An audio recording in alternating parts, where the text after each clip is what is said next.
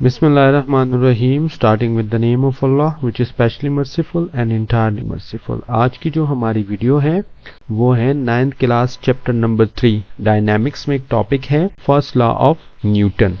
तो इसमें हम आपको फर्स्ट लॉ की जो न्यूटन की है वो क्लेरिफाई करेंगे, प्लस उसके जो है ना एग्जाम्पल्स देंगे। ठीक है, तो चलते हैं, शुरू करते हैं अपना क्लास। सबसे पहले डिफिनीशन करेंगे न्यूटन के लॉ की।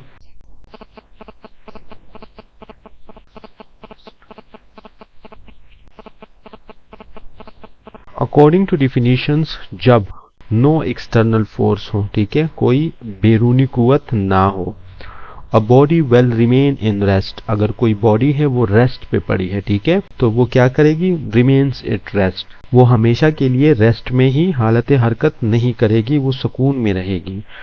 This law states that when there is no external force, then a body at rest will remain at rest। ठीक है, ये फर्स्ट पार्ट हो गया उसका। And a body is moving, मिसाल के तौर पे ये बॉडी यहाँ मूव कर रही है इस डायरेक्शन पे, ठीक है, तो ये सारी जिंदगी चलती रहेगी इसी डायरेक्शन में,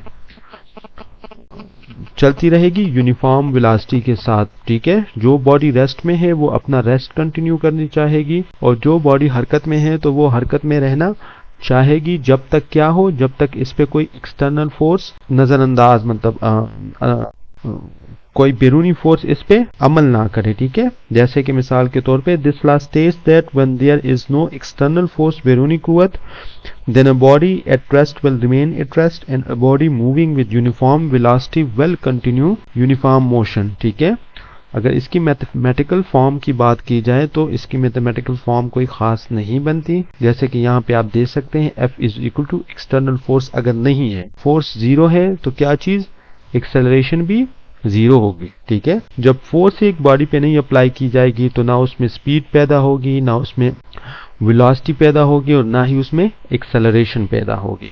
अभी अगर इसके हम एग्जाम्पल्स देख लें,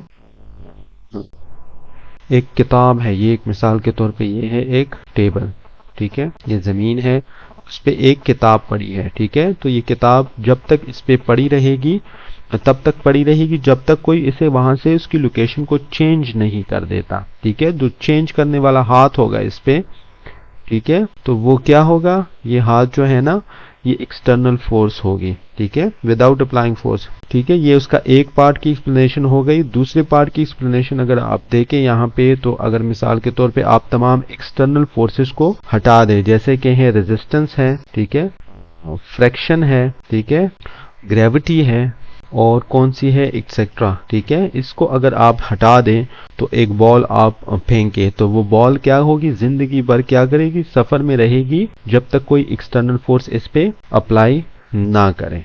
ठीक है, अच्छा, न्यूटन का जो फर्स्ट लॉ है, फर्स्ट लॉ ऑफ न्यूटन या first law of motion is also called the law of inertia, जिसे हम उर्दू में कहते हैं जमूद का कानून।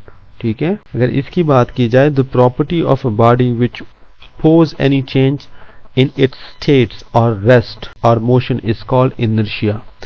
वो खुसूसियत किसी भी बॉडी की, किसी भी बॉक्स की, जो एक्सटर्नल फोर्स, मिसाल के तौर पे अगर कोई हाथ है इसको डिसलोकेट करना चाहता है तो उसको अपोज करता है अपनी हालत, सुकून या हरकत को। ठीक है, इस प्रॉपर्टी को क्या कहा जाता है, इसको कहते हैं इनर्शिया। ठीक है, अच्छा, अभी अगर एग्जाम्पल से इनर्शिया को हम क्लैरिफाई करें, सेम उसी में ये भी आता है कि all the bodies that tries to maintain its state of rest और continuous is uniform motion due to inertia. तो ये क्या है, मेन पॉइंट्स है इसका।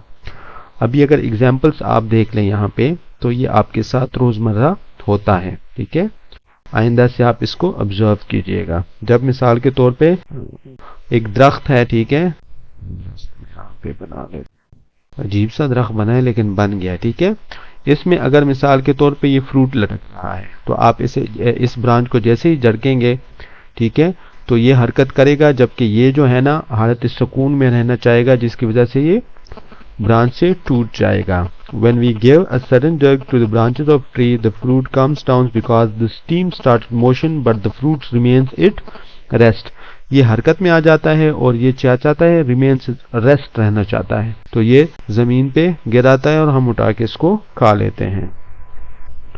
दूसरी अगर इसकी मिसाल की बात की जाए कि when a moving bus stops, अच्छा जब कोई बस, मिसाल के तौर पे ये बस है एक, ठीक है, इसमें ये जो खिड़कियां हैं, खिड़कियों में आप लोग बैठे हैं, ठीक है।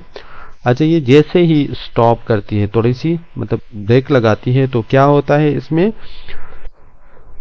जैसे ही ब्रेक लगाती है तो हम लोग जो है ना आगे की तरफ इस तरह झुक जाते हैं या हमें जर्क लगता है। उसकी वजह ये होती है कि the lower part of our body stops but the upper part of the body, चूंकि वो इस बस के साथ, सीट के साथ लगी होती है, तो लोअर बॉडी स्टॉप कर जाती है, जबकि ऊपर वाली बॉडी अपनी मोशन को कंटिन्यू करना चाहती है। When a bus at rest suddenly start motions, अच्छा सेम इसी तरह है, जब एक बस है, ठीक है, और वो सडनली मोशन स्टार्ट करता है तो हम पीछे की तरफ हमें धक्का लगता है, उसकी वजह भी सेम यही है, ठीक है, लॉ ऑफ इनर्शिया। तो उम्मीद करता हूं कि फर्स्ट लॉ ऑफ न्यूटन्स जो है वो क्लियर हो चुका होगा। अगर इसके बावजूद भी आपका कोई क्वेश्चन है तो आप हमसे कमेंट्स बॉक्स में पूछ सकते हैं। Thank you for watching my video. Allah Hafiz.